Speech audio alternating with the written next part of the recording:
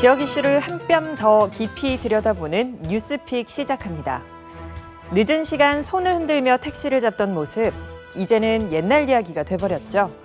요즘은 휴대폰을 이용해서 손쉽게 택시를 부르고 원하는 장소, 원하는 시간에 편리하게 이용할 수 있습니다.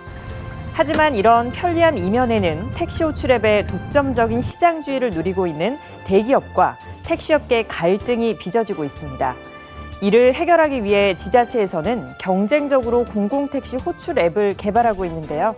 뉴스픽에서 자세하게 짚어봅니다. 국내 택시 호출 시장의 80%를 장악하고 있는 카카오택시. 2015년 공짜 호출을 매개로 전국 택시 운전사 회원 23만 명, 애플리케이션 가입자 2,800만 명을 가진 거대 플랫폼으로 성장했습니다. 하지만 시장의 독점적 우위를 이용해 자사 가맹 택시의 배차를 우대한다는 이른바 콜 몰아주기 논란이 불거졌고, 최근에는 실시간 호출이 많은 장소를 알려주는 월 9만 9천 원의 유료 멤버십을 도입해 택시업계가 반발하고 있습니다. 택시업계에선 카카오택시에 종속될 것을 우려해 유료 멤버십에 가입하지 말자는 목소리가 나오지만 코로나19로 가뜩이나 어려워진 상황에서 유혹을 뿌리치긴 쉽지 않아 내부에서조차 갈등이 빚어지고 있습니다. 지난 4월부터 수원시에서 운영되고 있는 택시 호출 공공앱 수원 이택시. 택시업계가 주도하고 수원시가 지원해 개발한 민관 협업 플랫폼입니다. 기존 택시 호출 앱과 유사한 수원 이택시는 호출비가 없습니다. 또 택시요금 자동 결제 서비스를 신청하면 요금의 2%를 적립해주고 500포인트 이상 모으면 결제 시 사용할 수 있습니다. 경기도도 올해 2억 원의 예산을 편성해 택시 공공 호출 앱 출시를 준비하고 있는데요.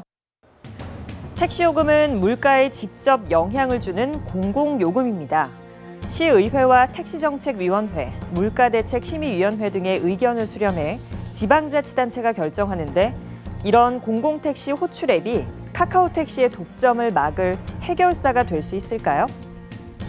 전망은 그리 밝지 않습니다. 우선 기술력의 차이 때문인데요. 수원 이택시는 휴대전화를 세로로 세워야만 한다거나 앱상의 글자가 잘리는 현상이 발생했고, 이런 불편 때문에 택시기사의 가입률이 80% 초반에 머물고 있습니다. 카카오택시가 보유한 막대한 회원 수도 공공 앱이 쉽게 넘지 못할 벽으로 지적됩니다. 2016년부터 택시 호출 앱을 운영 중인 용인의 경우 지난해 5월 대다수 법인 택시 업체가 카카오택시 가맹 업체가 됐습니다.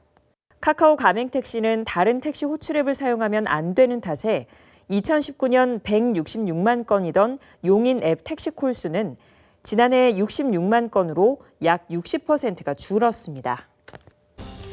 물론 막강한 자본력을 바탕으로 시스템을 개발하고 유지하는 대기업과 달리 세금으로 운영하는 공공택시 호출 앱은 한계가 있을 수밖에 없습니다. 하지만 차별화된 경쟁력을 확보하지 못한다면 공공 앱은 이용자들의 외면을 받으며 예산 낭비로 이어질 수밖에 없습니다. 공공택시 호출 앱이 독과점에 맞설 의미 있는 대안이 되기 위해서는 출시의 목적을 두기보단 시민에게 만족할 서비스를 제공하고 유지하는 데 더욱 무게를 둬야겠습니다. 지금까지 뉴스픽이었습니다.